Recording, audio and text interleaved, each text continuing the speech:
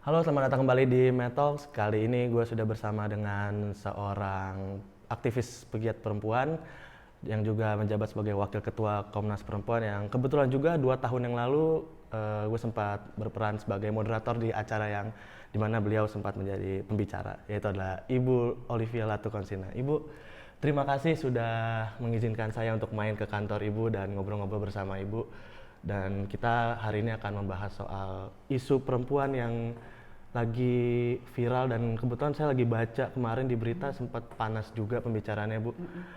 Yang pertama saya mau bahas tentang perubahan peraturan yang dilakukan oleh KPU yang nanti akan berpotensi untuk mengurangi keterwakilan perempuan di legislatif. Nah, Ibu sendiri melihatnya seperti apa, Bu, kasus itu? Oke, ini pertama-tama selamat datang nih ya Terima di kasih, Bu. Komnas Perempuan, bisa langsung di kantor ini, kecil, sederhana, tapi banyak maknanya. Betul sekali. Oke. Baik, ini saya juga senang sekali untuk pembicaraan kita kali ini soal PKPU 10, mengingat ini kan tahun politik nih ya. Betul. Tahun depan pasti kita semua disibukkan dengan pesta demokrasi, pemilu. Nah, memang kami dari Komnas Perempuan sangat menyayangkan ya untuk hadirnya PKPU 10 tahun 2023. Kami juga melakukan amicus curiae kepada Mahkamah Agung terkait dengan PKPU ini. Karena kalau kita ikuti di pasal 8, persisnya itu menurut bahasa kami itu mereduksi atau menghilangkan hak perempuan dalam ikut kontestasi ya di pemilu. Artinya bahwa aturan kalau di pemilu PKPU tahun 5 tahun sebelumnya justru malah menghitungnya kan ke atas. Ke atas, betul. Pembulatannya ke atas. Pembulatan ke atas. Kok malah yang di sekarang yang kalau kita boleh bilang demokrasi kita junjung gitu ya, kesadaran masyarakat untuk kemudian memahami hak-haknya itu sudah semakin tersebar luas dan berharap pengetahuan masyarakat juga akan politik menjadi baik, justru dia turun gitu. Kenapa? Karena pembulatannya ke bawah. Kalau pembulatan ke bawah itu kemudian menghalangi perempuan maju 30%-nya nggak dapat. Iya, betul. Karena kalau yang dapilnya yang misalnya cuma 4 ya, 4 caleg, itu kan nggak cukup 2 juga ya, 1, sekian. Otomatis kan udah dianggap perempuan nggak bisa sama sekali di situ ya, aturan udah membatasi. Nah, kami sayangkan karena padahal kita ini kan Undang-Undang HAM, Betul. udah ada ya. Undang-Undang HAM jelas perempuan punya hak untuk ikut berpartisipasi di politik, dipilih dan memilih. Belum juga kita udah ratifikasi konvensi CEDAW, ya kan? Ratifikasi itu jelas menyatakan juga penghapusan segala bentuk diskriminasi terhadap perempuan, termasuk di dalamnya untuk politik, gitu. Di dalam konvensi CEDAW itu sendiri itu mencantumkan kenapa perempuan itu harus diikutkan dalam politik. Dia nggak boleh didiskriminasi karena ada kewajiban negara di situ, ada kesetaraan, nilai-nilai kesetaraan, nilai-nilai keadilan substantif di situ. Nah, ini kan dilanggar nih. Belum juga di Undang-Undang Pemilu, Undang-Undang 40 kan itu udah terstate benar memperhatikan keterwakilan 30% perempuan. Di undang-undangnya nulis begitu. Kenapa di peraturan KPU justru tidak merujuk aturan yang paling tinggi ya? Kalau ikut hierarki aturan justru malah ini salah ya. Boleh dibilang langsung aja salah karena tidak mengikuti aturan yang lebih tinggi seperti itu. Nah, itu yang kami sayangkan. Kami berharap kemudian walaupun prosesnya memang sedang berjalan, tetapi ini menjadi pembelajaran penting bagi negara untuk tidak mereduksi hak-hak asasi perempuan. Hak politik itu termasuk hak asasi perempuan. Bagaimana seorang perempuan walaupun dari proses bakal caleg, kemudian dari caleg, kemudian nanti dia terpilih jadi alek, itu kontribusinya cukup besar dan bukan cukup aja sih sebenarnya, sangat besar untuk pembangunan. Gitu. Tidak sekedar angka, perempuan hadir tidak sekedar angka, tetapi dia meaningful, dia penuh arti, dia hadir di situ untuk bisa memberi ketegasan bahwa perempuan itu juga tidak sekedar objek dari pembangunan. Ya kan, kalau kita ikuti Undang-Undang Dasar kita kan di konstitusi, ini besok tanggal 18 hari konstitusi, semoga kita punya pemahaman yang sama soal konstitusi. Tidak ada satu pasal pun yang menyebutkan khusus Ya. jenis kelamin tertentu, agama tertentu, ras tertentu, kan tidak. Tapi bagi seluruh warga negara Indonesia, itu berarti ada perempuan Indonesia di dalamnya. Nah, saya melihatnya ini sebagai satu hal yang dari kedua sisi saya pikir memiliki argumennya masing-masing gitu ya Bu ya, dalam hal pemenuhan 30% perempuan ini. Dan saya juga baca di portal berita yang sama bahwa ada beberapa partai yang memaksakan justru kader perempuan itu untuk mencalonkan diri karena demi memenuhi kuota tersebut. Karena kan ada konsekuensi kalau partai tersebut tidak memenuhi kuota maka nggak bisa diikutkan di dapil itu, terhitung gagal. Nah, untuk perempuan sendiri itu Bu ya, mungkin kita sekarang membahasnya tentang dari sisi perempuan dan parpolnya gitu. Di sisi lain kita memang butuh gitu ya partisipasi dan kontribusi perempuan dalam politik, tapi di sisi lain parpol juga kadang nggak bisa memaksakan perempuan ini untuk aktif untuk ikut ke dalam pemilihan ini, karena seperti ada kasus-kasus yang terjadi seperti ada pemaksaan bagi kader perempuan atau bahkan malah yang masuk ini malah keluarga-keluarga dari elit partai politik itu sendiri. Nah, Ibu melihatnya seperti apa? Iya, sebenarnya ini yang kita bilang kelemahan kita atau ketidaksiapan kita dalam berdemokrasi. Partai politik ini kan udah tahu nih tiap 5 tahun ini nih akan ada pemilu, akan ada kader-kadernya yang akan menduduki posisi legislatif. Pengkaderan itu sudah harus jalan. Jangan sekedar mendirikan partai politik ya, lalu kemudian kehadiran perempuan itu sebagai suatu pemenuhan ketentuan administratif, ya kan? Tetapi jadi itu selagi-lagi perempuan itu hanya jadi alat gitu loh, alat pemenuhan untuk partainya supaya tidak dianggap tidak boleh ikut. Taruhlah nama siapapun bisa, tanpa latar belakang apapun ya. Yang penting perempuan 30% oke. Tapi mereka lupa bahwa afirmasi 30% itu tidak sekedar asal comot perempuan, gitu kan. Wajah kemiskinan itu adalah wajah perempuan. Kita bisa bilang seperti itu karena perempuan dekat sekali dengan soal kesejahteraan. Kalau misalnya tiap 5 tahun baru mungut-mungut perempuan, tanda kutip ya, supaya memenuhi, ya tetap demokrasi itu tetap tidak pada porsinya, ya kan? Karena masih mencari lagi. Seharusnya kan partai politik ini udah siap.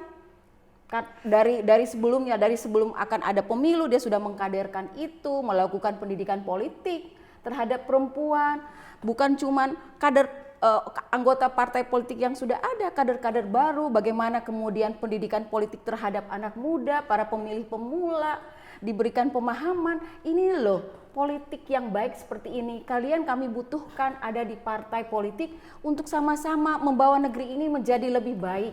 Kan begitu tujuannya, tidak sesuatu yang insidental.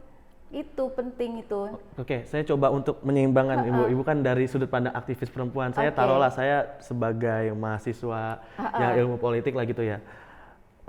Bahwa demokrasi itu kan bukan cuma sekedar soal partisipasi gitu loh Bu. Karena menurut pandangan politisi ini ya partisipasi itu ya soal belakangan. Yang penting menang dulu gitu loh. Nah tapi banyak orang-orang yang masih meragukan soal kepemimpinan perempuan ini. Bahkan kita sepanjang sejarah ini baru punya satu mungkin ya presiden perempuan, itu pun karena ada dinamika politik yang pada saat itu cukup panas gitu ya. Belum lagi juga dalam stigma masyarakat kita perempuan itu dianggap sebagai masyarakat kelas 2 lah dan segala macamnya gitu. Nah gimana ini Bu supaya partai politik dan mungkin masyarakat secara umum bisa menghilangkan stigma ini? Apa sih kira-kira yang harus dilakukan oleh perempuan itu sendiri atau bahkan kita sebagai masyarakat sipil atau bahkan elit-elit yang menjabat di pemerintahan? Iya, sebenarnya ini juga masih jadi PR besar ya. Perempuan kiprah di politik itu bukan suatu hal yang gampang semudah balik telapak tangan. Proses yang panjang, kita hidup dalam budaya patriarki yang memandang tabu perempuan ada di ranah publik, apalagi ranah politik. Ya. Tidak semua kita bisa memahami kenapa perempuan itu harus tampil di publik. Ya, even bukan cuma orang lain, kadang perempuan itu sendiri sudah merasa nyaman dengan keadaannya, dengan budaya patriarki yang ada pada dirinya. Kemudian dia tidak percaya diri dengan kapasitas yang dia miliki, merasa bahwa punya pemahaman yang sama dengan masyarakat lainnya bahwa memang perempuan itu bukan tempatnya di politik. Pemahaman itu tidak hanya muncul dari masyarakat umum, dari kelompok laki-laki dalam tanda kutip, tetapi juga dari perempuan itu sendiri. Ya, awareness, kesadaran bahwa sebenarnya ini kan ruang politik bukan sesuatu yang salah. Ruang politik itu bukan sesuatu yang berbeda dengan ruang-ruang yang lain. Pengetahuan dan literasi politik itu memang jadi PR besar untuk kita bisa sampaikan ke masyarakat. Boleh dibilang bahwa budaya patriarki ini yang kemudian mendominasi cara pikir dan cara tindak kita. Mungkin keluarga kita, teman kita masih juga punya pemahaman yang sama. Kita tidak bisa pungkiri itu. Jadi memang ini masih pekerjaan rumah untuk bagaimana kita secara perlahan-lahan menghilangkan stigma itu. Bahwa perempuan juga berhak ada di politik.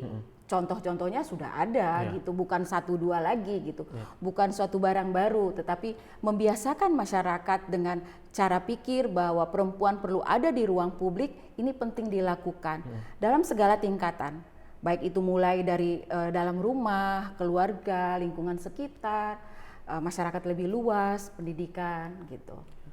Nah, kita balik lagi ke stigma soal perempuan ini, Bu. Mungkin kita bisa ke latar belakang yang lebih detail kali ya, karena Indonesia ini kan negara dengan populasi muslim terbanyak di dunia. Ada juga indeks yang mengatakan bahwa Indonesia juga merupakan negara yang paling taat terhadap agama gitu di dunia gitu. Walaupun ya kita lihat banyak sekali isu-isu moral yang mungkin masih banyak di masyarakat, tapi ya indeksnya berkata seperti itu. Nah, lalu seringkali dianggap bahwa dalam Islam ini perempuan ini adalah masyarakat kelas 2 gitu loh. Seperti ya kalau orang tuh pasti ngambil indikatornya dari Arab gitu. Di Arab tuh walaupun sekarang sudah lebih liberal dan lebih modern ya, tidak boleh menyetir sendiri, tidak boleh berpergian sendiri dan segala macamnya. Memang di Indonesia tidak se-ekstrim itu, tapi ada sebagian masyarakat yang masih berpikir bahwa perempuan itu memiliki ruang gerak yang terbatas gitu. Nah ini kan menyebabkan perempuan tuh jadi punya ruang gerak yang terbatas dan jadi akhirnya takut untuk berekspresi, takut untuk berkarya di ruang publik. Nah ini akar masalahnya sebenarnya ada di mana sih Bu? Apa karena budaya turun-temurun? Apa memang pendidikan kita yang kurang inklusif? Atau memang ruang yang kurang aman untuk perempuan itu seperti apa Bu? Ya itu tadi ya, sebenarnya memang bisa jadi yang alasan-alasan tadi itu sebagai pemicu juga. Sebagai mayoritas muslim ya kita harus paham bahwa sumber kekerasan itu karena tadi budaya patriarki yang dilanggengkan, yang bahwa relasi kuasa, mohon maaf laki-laki yang lebih utama, perempuan itu hanya subordinat, hanya orang kelas 2, bukan bahkan dianggap sebagai barang. Nah yang kedua, kebijakan yang dibuat oleh negara juga masih banyak yang tadi berdasarkan patriarki itu muncul yang diskriminatif. Contohnya seperti apa Bu? Kebijakan diskriminatif kan kalau kami kaji ya di Komnas Perempuan ini, kalau dari tahun 2016 itu ada 421 kebijakan diskriminatif yang dikeluarkan pemerintah daerah atas nama otonomi daerah untuk moralitas lah, alasan moralitas dan lain sebagainya, seperti pemaksaan berbusana di sekolah-sekolah negeri, di pegawai negeri, kemudian larangan keluar malam, ya gitu kan, pemaksaan atas biasa itu muncul sebagai janji-janji politik saat kampanye. Ya kan, janjinya lalu kemudian dengan alasan membawa kesejahteraan daerahnya, kemudian lupa bahwa ini kan keberagaman itu ada, penghormatan atas keberagaman itu tidak. Nah itu juga yang kemudian membuat diskriminatif dan memposisikan bahwa memang betul-betul perempuan itu tidak pantas. Belum juga kemudian bias agama atas pemahaman agama tertentu yang kemudian bias terhadap kehadiran perempuan di ruang publik dengan berbagai macam tadi larangan-larangannya gitu, seperti itu. Nah yang kalau boleh dibilang kan kita nih mohon maaf kalau dalam Islam sendiri kan yang dilihat kalau nggak salah kan cuman yang beriman dan bertakwa ya. Betul. Nah itu aja nih kadang-kadang kan kita agak gimana ya, apakah yang beriman bertakwa mohon maaf hanya laki-laki? Itu aja jadi pertanyaan ya, gitu ya. ada stigma seperti itu Ada di kalangan stigma orang yang beragama ya, ya dalam beragama. yang sangat apa ya, mohon maaf tanda kutip konservatif ya. Iya. Ada pemahaman itu. Nah, padahal kalau kita lihat sejarah Islam gitu Bu ya, banyak sekali perempuan-perempuan yang justru memiliki kehebatan atau cerita-cerita yang bisa menjadi inspirasi dari Ratu Bilqis. ya betul, terus juga Misalkan istri Nabi Muhammad Siti Khadijah ya justru menjadi Aisyah, sponsor Ibunda utama Aisyah, ya, betul, Aisyah juga. Terus Firaun istrinya. Ya, betul. Yang justru malah lebih beriman daripada suaminya. Dari suaminya itu kan contoh nyata Ya. ya bagaimana Allah meninggikan mereka. Padahal kan Islam lahir itu kan untuk mengangkat derajat perempuan ya. Ya. Dari zaman jahiliyah yang Betul. perempuan itu bahkan, maka saya merinding, saya berpikir apa sekarang kita masih jahiliyah lagi Wah, ya? mungkin Kayak ya, gitu ya. Artinya kalau dengan pemahaman seperti Ya. itu yang kemudian memposisikan perempuan sangat rendah. Ya. Padahal kan Islam hadir untuk memuliakan perempuan. Iya, betul. Tapi malah sekarang masih kelihatan jahiliyahnya Ya. gitu dalam tanda kutip, mohon maaf.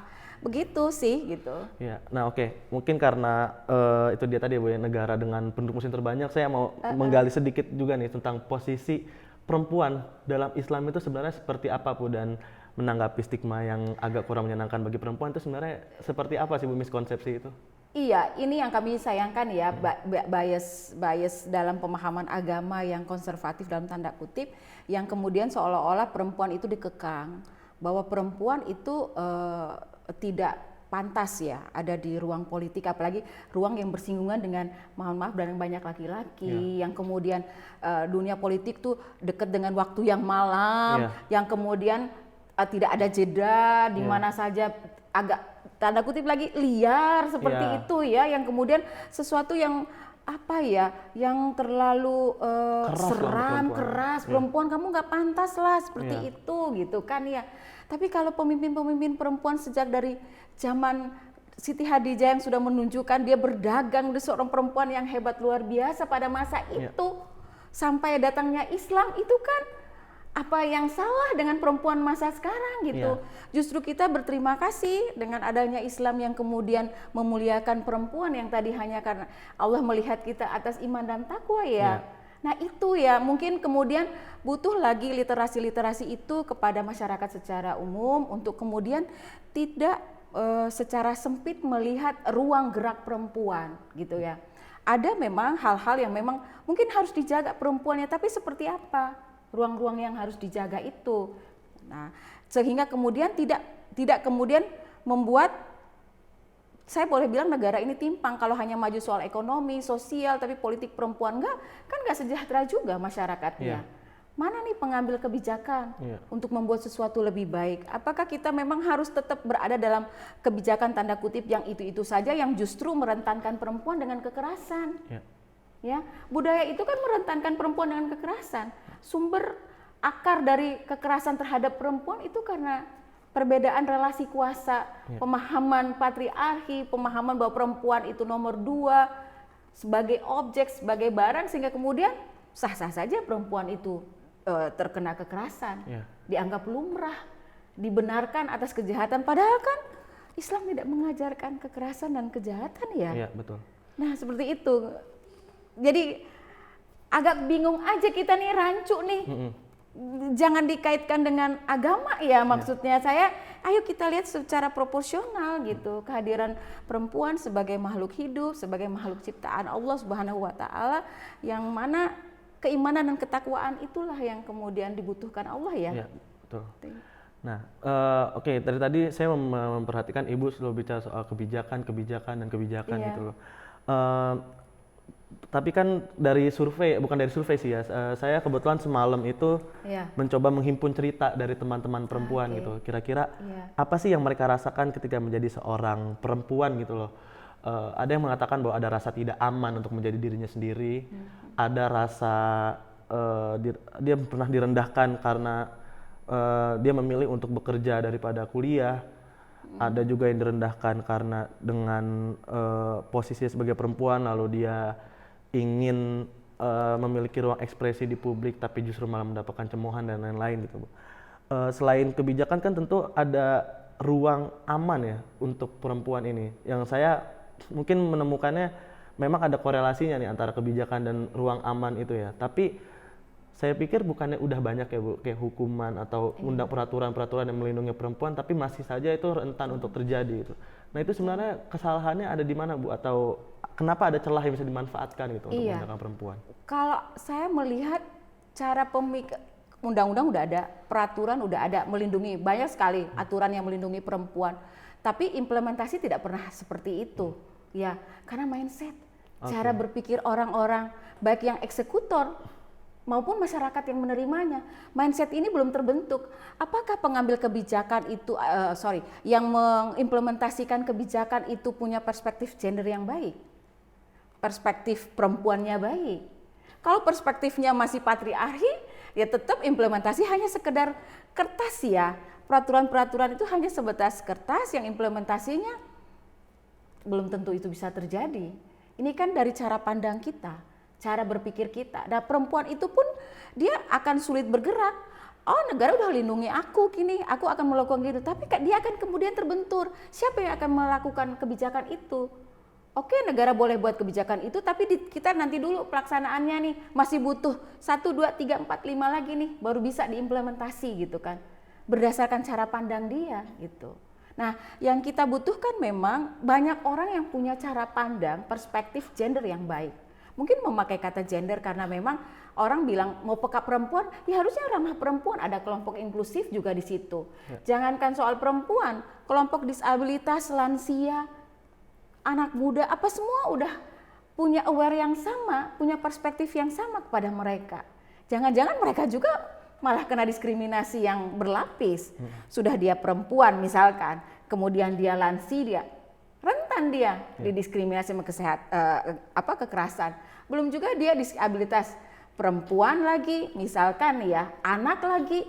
Nah, anak perempuan juga rentan kekerasan di rumah, ya kan?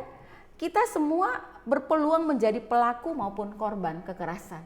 Karena cara pandang kita semua kan tidak sama dalam memahami posisi dan peran perempuan itu sebagai manusia.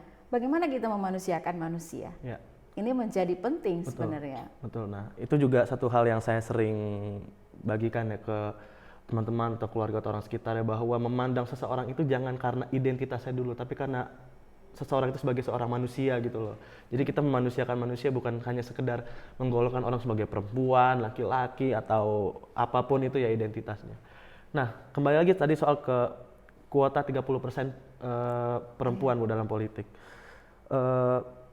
Ini kan kuota perempuan ini kan sebenarnya terjadi nggak hanya di politik ya Bu ya. Mungkin ada di satu tempat pekerjaan yang memang mendorong ada punya perempuan tuh, mereka mempunyai kuota khusus untuk perempuan, lalu dan segala macam, bahkan ada gerbong KRL khusus untuk perempuan, Transjakarta juga ada bis khusus untuk perempuan.